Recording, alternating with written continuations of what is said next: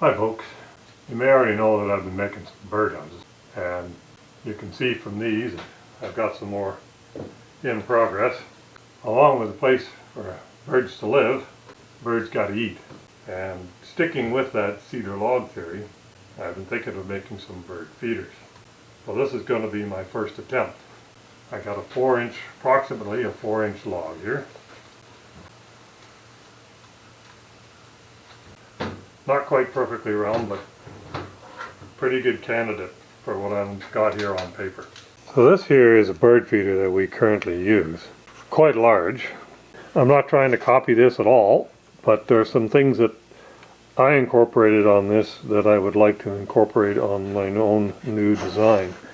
Now, something I would love to have are these roost and access points. But I've looked high and low, and I can't find a place to buy just these parts. You know, they come with a roost for them to feed, and on the inside they've got this little lip here. What I can do though is emulate the size. So the opening of these is about 3/4 of an inch. So I went to the Ottawa Fasteners and I was able to find these washers that also have an opening of 3/4 of an inch. The outer profile is a pretty good match to this part. If you look through there, it's almost perfect.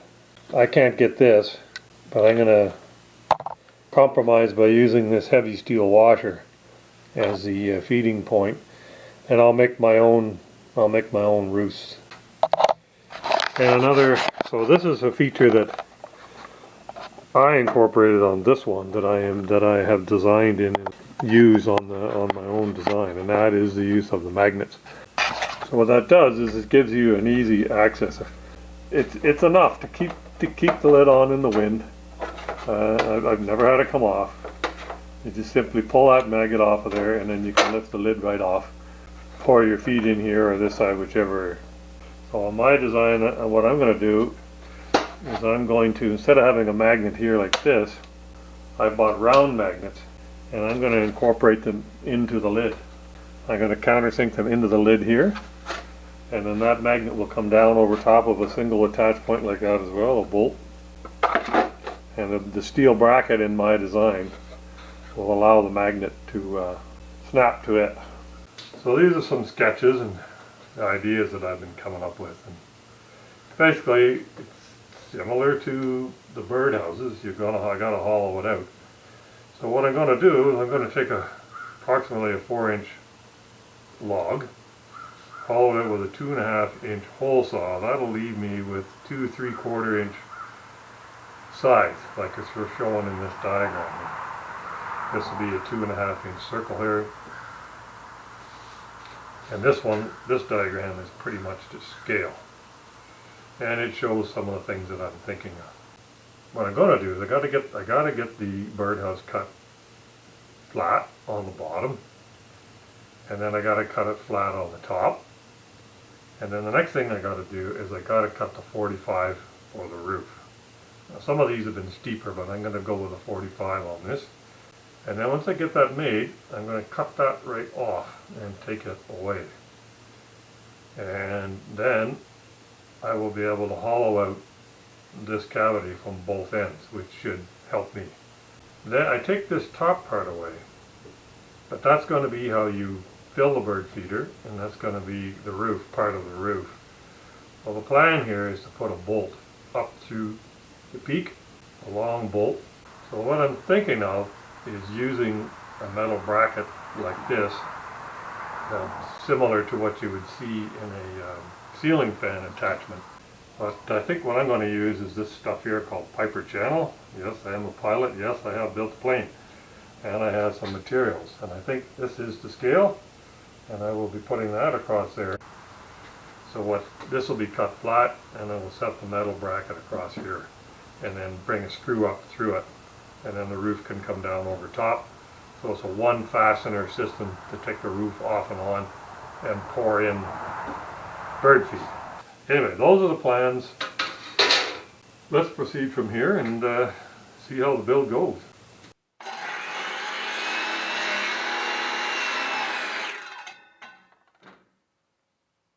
What I got to do is just make 245 cuts.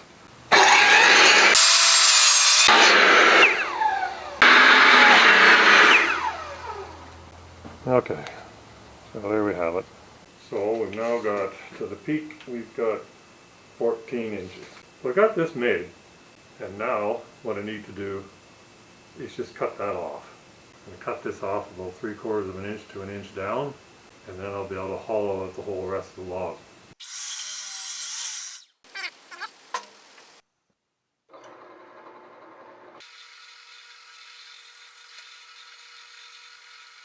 This was already hollow there, but that hole there is going to give me a guide for my hole saw, 2.5 inches. And I was saying before with the diagram, approximately 3/4 of an inch all the way around the outside will be left. Anyway, that'll create a 2.5 inch cavity all the way through the block. We'll be able to fill with bird feed. Starting to bore out the cavity in the first bird feeder. I'm going to start with a hole saw, and then I bought a special 2.5 inch Forstner bit. I've already used it a little, but I want to follow up with this and then continue with that.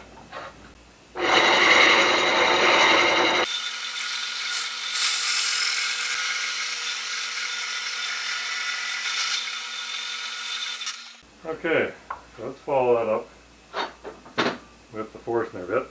Theoretically, I should be able to bore with this Forstner bit at least halfway through here without having to use this again. I just like to use this to get a good start profile.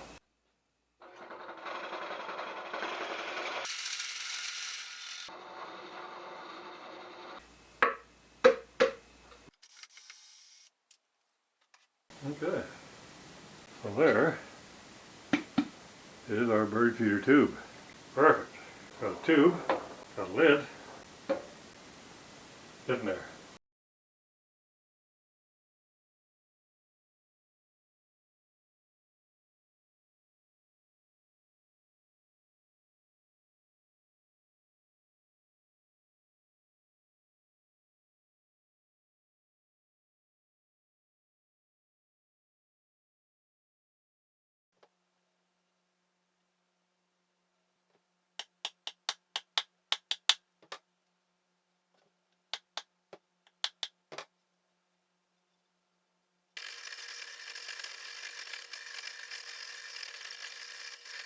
Four-inch hole saw, 4-inch gauge, 4-inch log. Perfect setup there. Well, it's too fat from here all the way down. Take it back to the lathe.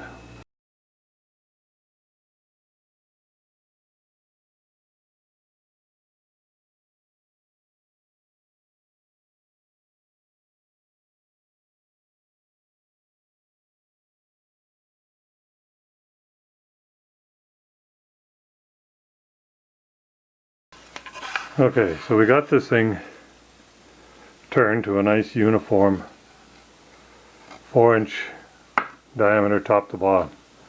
What I need now is it cut absolutely straight and square on both ends. And we're going to do that with the chop saw. So now it's cut perfectly flat, straight, and level. So it sits plumb on the table. So I can bore it from either end and have the meat exactly in the middle. This log here, though, is turned and is, pretty good subject. The problem with this is it's actually green. The wood's a bit wet. I'm still in the proof of concept mode here. Okay, time to bring up to speed on the bird feeder project. And I have cut, obviously I've cut the side holes. Compared to the prototype, these side holes are a lot larger, and there is a reason for that which I will not bother to explain, trade secret. And how I cut all this stuff, I'll leave it to your imagination. These washers, I put them in flat, and I don't really like it because the wood is obviously rounded. So I've gone ahead, don't know if you can see that, but I put a little round. I've rounded these a little bit. and they will fit in like this. You end up with a better fit on the sides. These protrude a little bit. My next job on these is to get the plexiglass cut and fit it in here. So along the lines of having these washers sit in here rounded, I have also elected to have the plexiglass sit in here rounded.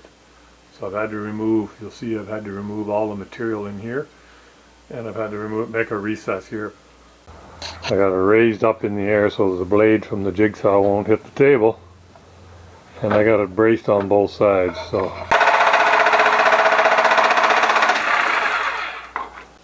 well, it sure doesn't like bending over that small area. I was afraid of that. And I figure what I'll have to do is put ratchet straps around it to get it into place. So I found I had to pre-form this, which I was able to do with the heat gun. I used the heat gun as a strap, some ABS pipe, and the vise. I ended up finishing it just by clamping the edges in the vise and heating it and working my way back and forth.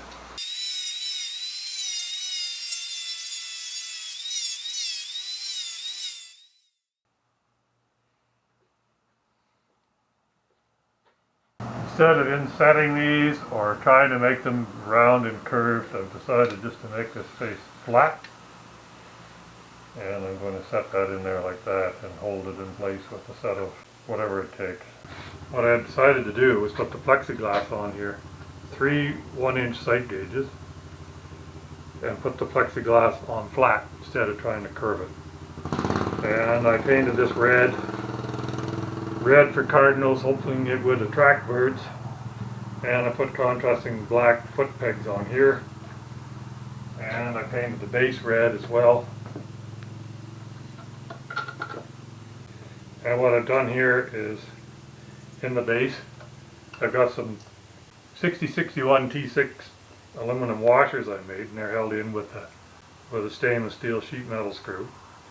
And then this bolt here sticks out the bottom for 2 reasons.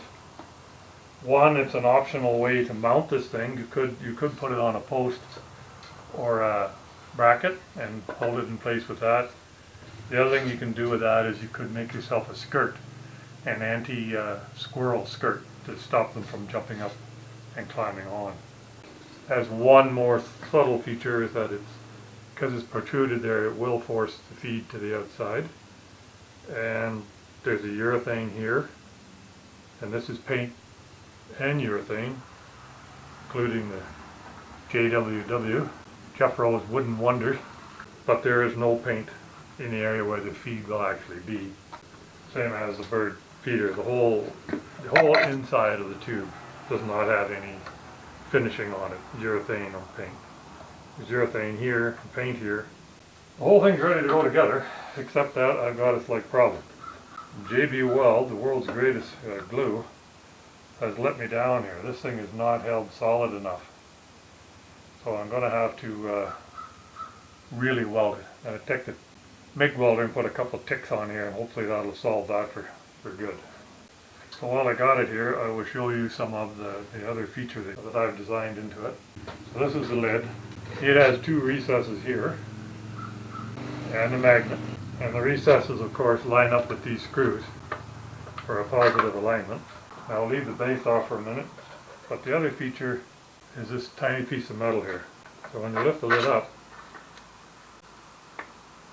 the magnet will catch on that, and you'll have both hands free to put the feed in. Turns out making one of these birdhouses is harder than I thought, so it took me a while to get to here and then to here. And this one went pretty quick after I figured out how to do everything with this one. This one, obviously, I got some work to be done to it yet. I'm not going to put any paint on it. It's going to be clear. This one's got the red highlights, and I'm just going to put a urethane on the base and the urethane on the lid, and that's just the way it's going to be.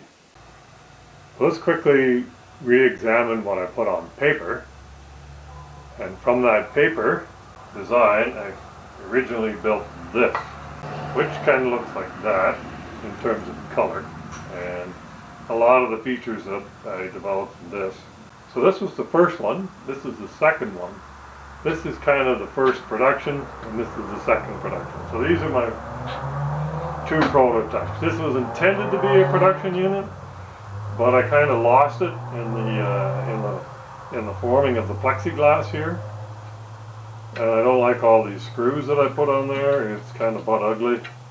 But what I did develop from this was the rounding of the washers, and I realized how difficult it was to do that, so I switched to this production unit, which now, instead of having just two large sight gauges, has three smaller ones.